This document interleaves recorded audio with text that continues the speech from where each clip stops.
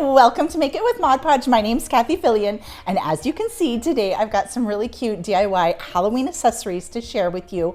I'm going to show you how you make these cute trucker hats using napkins and fabric Mod Podge. I'm going to show you how to make a really cool headband that's just a paper napkin on there, and for that I'm using Mod Podge mat. And of course, everyone loves these little shopping totes right now, so I had to add a napkin to a shopping tote. All right, let's get started with these super easy DIYs. The first hat I'm going to do is the all over printed design. I'm using fabric Mod Podge and a printed napkin. I'm only using the top printed ply. And then I'm going to apply the fabric Mod Podge all over the white parts of the trucker hat. This is just a little bit of water, and I'm lightly misting the napkin. That will help with wrinkles, and it also makes it more pliable. This is a dry paintbrush here. You can see I'm going over the edge of the white part. I'm going to go ahead and add some more Mod Podge under there. And we're going to do a little pleat at the top, the same way you would have on the seam of the hat. So just add more Mod Podge up there. And then we're going to fold that bit of the napkin back and add a little bit more Mod Podge in there. And then we'll fold that piece down. It's really hard to avoid having this seam, but it's at the top of the hat, so you don't really notice it. We're going to let that dry and then just use scissors to trim away the extra part of the napkin. I'm going to add trim here, so don't worry if it's not exact. You can leave it as is. To seal it, we're going to go ahead and use Mod Podge. Here I'm using matte Mod Podge. You could use the same fabric formula if you wanted, but I wanted more of a flat finish, so I'm going to use the matte. For the edge, I'm going to go ahead and add some rickrack trim, and I'm using fabric Mod Podge to glue that down. I'm just using a small paintbrush to add a band of the glue, and then I'm just placing the rickrack trim right into the Mod Podge. This is a really cute way to finish off these hats. All right, next let's do a single design. I love all of these shaped napkins. Again, just using the top printed ply. Let's make sure that fits nicely. And now for the placement, I'm going to use some sewing pins just to mark off the area where I want to add the Mod Podge, because I don't want to put the Mod Podge all over the hat. I really only want to put it where I'm going to have the little paper napkin applique. So I'm pinning that off. And then I'm going to start adding the Mod Podge. This is the fabric formula. And now I'm going to mist it with a little bit of water, just a tiny bit. And we're going to go ahead and place that onto the hat. And I'm going to smooth it with my fingers. This will help to remove wrinkles and just sort of get it into position.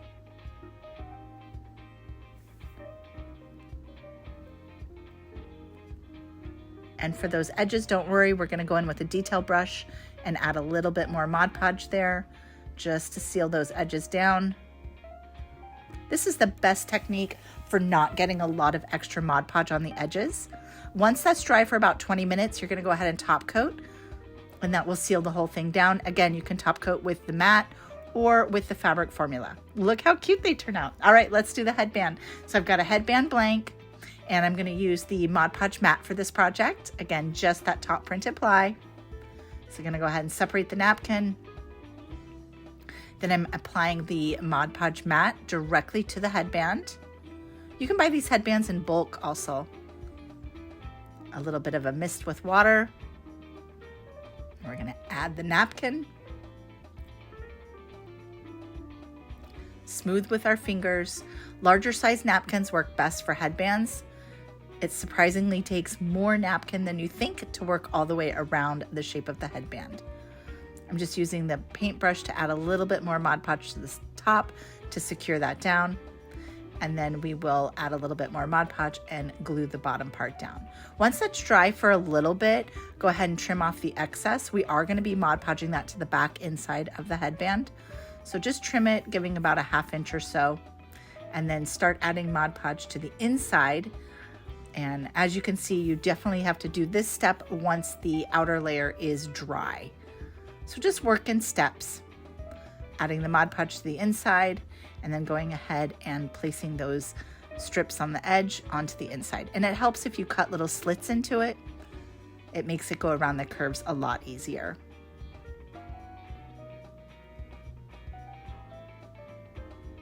And don't worry if it looks sloppy, we are going to cover that up with a piece of felt. So we were using some large sheet felt. You could do felt by the yard.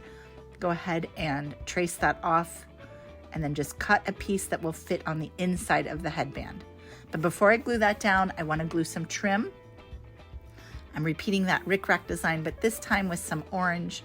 I love the sort of vintage nostalgic look of the rickrack, especially for Halloween. It's so fun. So here I'm just using some hot glue.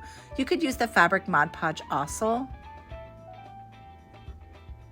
I'm gonna glue that down. And next we're just gonna hot glue in our felt piece. And for felt, you really do need to use hot glue. Most felts are made with polyester, so it's not real Mod Podge friendly. Look how cute this turns out. So adorable. Okay, next up, let's do that tote bag.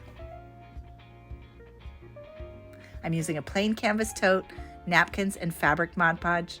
Of course, I'm separating my plies, cutting out my design. This is about the easiest project ever. Gonna go ahead and add some Mod Podge there. I'm tucking a little bit of wax paper into that pocket just in case anything seeps through.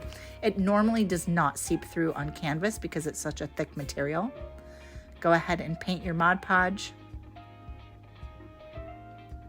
Mist your napkin, and then it's as easy as just placing it right onto the pocket of that tote bag. And the craft stores have all these tote bag blanks. It's such a fun, cute way to make a little shopping tote with some festive Halloween napkins. Once it's dry, I'm top coating with another layer. And when it's dry on the canvas, it's almost gonna feel like leather. Thanks so much for joining me today. I'll be back here next week with another fun project to share with you. And until then, have a super crafty week. Bye.